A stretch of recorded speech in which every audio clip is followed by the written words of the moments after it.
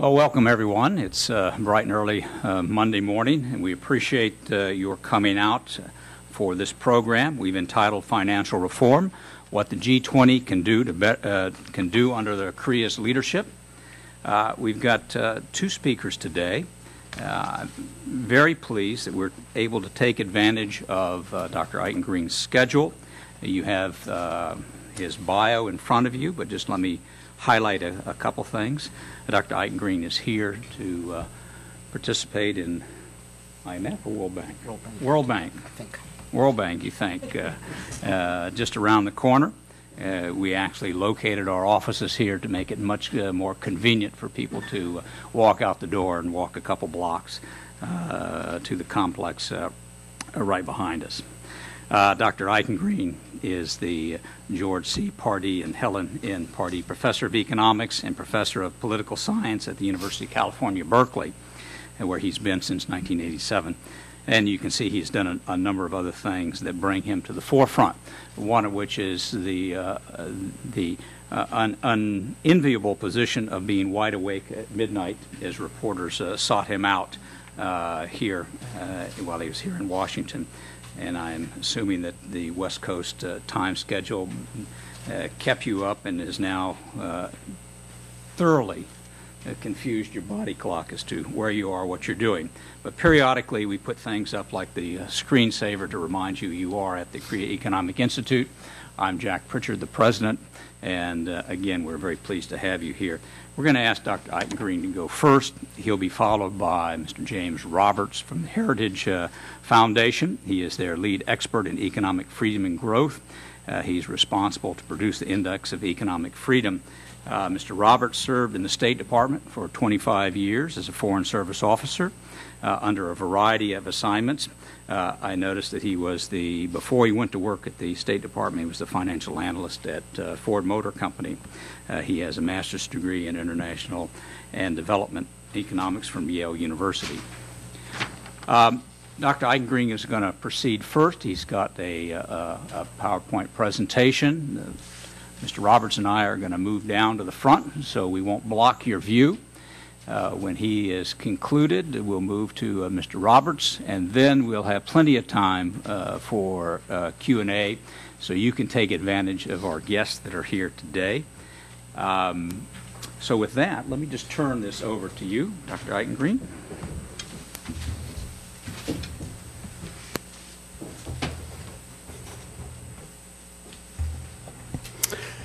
So thank you, Jack. And it's nice to be able to switch gears and think about Korea and the G20 and financial reform. It was not reporters, but the future of the euro that was keeping me up half the night. I presume that nobody will be asking questions this morning about Asian monetary union after what we've just been through. So the topic and the title, as I understand it for the day, is financial reform. What can the G20 do with Korean leadership? So this really is a historically unprecedented juncture. Number one, in terms of the attention globally that's being devoted to the issue of financial reform.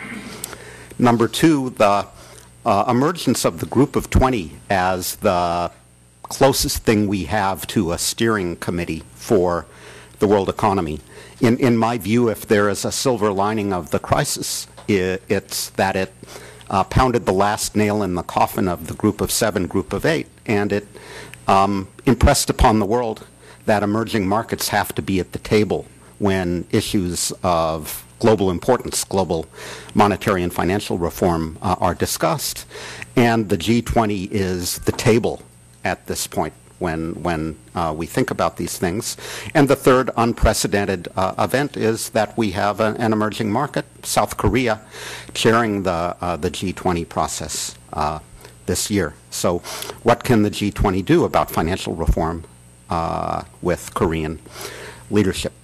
Well, it can address 4 issues, in my view. There is the set of issues that falls under the rubric of the bank tax. There is the issue about issue of how to get banks to hold an adequate capital cushion so that they have something to lose when things go wrong, and they also have a buffer with which to deal with unexpected shocks when they come along. There's the question of how to wind up large global financial institutions, what's often referred to as the need to create a cross-border resolution authority, or at a minimum a set of protocols for resolving large, complex, global financial institutions. And finally, there's the connection between financial instability on the one hand and exchange rates and global imbalances on the other. So you will understand that I haven't been in the room during the G20 discussions, but this is my best sense of what the financial reform relevant agenda in those discussions is. So let me walk through those 4 topics one at a time. The bank tax, what to do about large financial institutions. So the 2 panelists haven't had time for extensive discussions, but I think I anticipate that we will share the view that too big to fail is a very large problem. One way to begin, and I should emphasize begin to deal with too big to fail, is to make it more expensive to be big. And in particular to be big by borrowing other people's money, to use acquire non-core, non-deposit liabilities on the interbank market and use those to fund risky activities. So, and taxing in particular the use of non-core liabilities is one way of discouraging big institutions from getting bigger. That, in my view, is the fundamental rationale for the cluster of proposals that fall under the label bank tax. And here the Korean chair has provided strong leadership. The President's office hired away the leading Korean academic who works on these issues from Princeton University to go back to Seoul and head up the process of thinking about how to structure proposals in this area. And a couple of months ago, he and the Korean government provided a policy memo that quite cogently made the case for a tax on non-core liabilities, not so much as a way of funding a financial crisis responsibility levy, the kind of language that you sometimes hear in the United States, but rather as a prudential tool, a supervisory tool to dampen the pro-cyclicality of the financial system. In boom times, banks are tempted to expand their balance sheets. They do that by borrowing from other banks and other financial institutions overnight on the interbank market and invest in illiquid things that amplifies the pro-cyclicality of the financial system and the economy. It's risky business. Taxing that kind of borrowing is a way of dealing with that whole cluster of problems. So the unfortunate part is that Korea, and for that matter the United States, were not able to get others, the Canadians, the Japanese, and the French, apparently, to go along with this idea. They respectively said, our banks didn't have these same problems in 2007, 2008.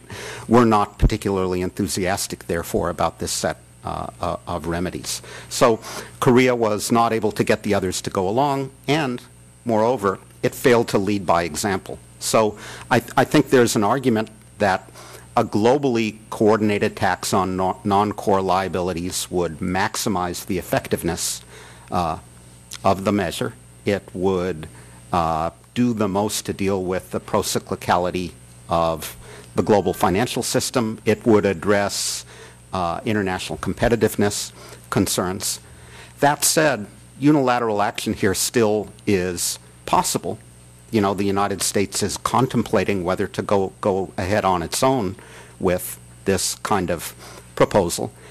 Going ahead unilaterally is even more feasible for emerging markets whose problem at the moment is too much bank lending and the need to protect themselves against capital flow surges. So making this kind of business a little bit more expensive for Korea.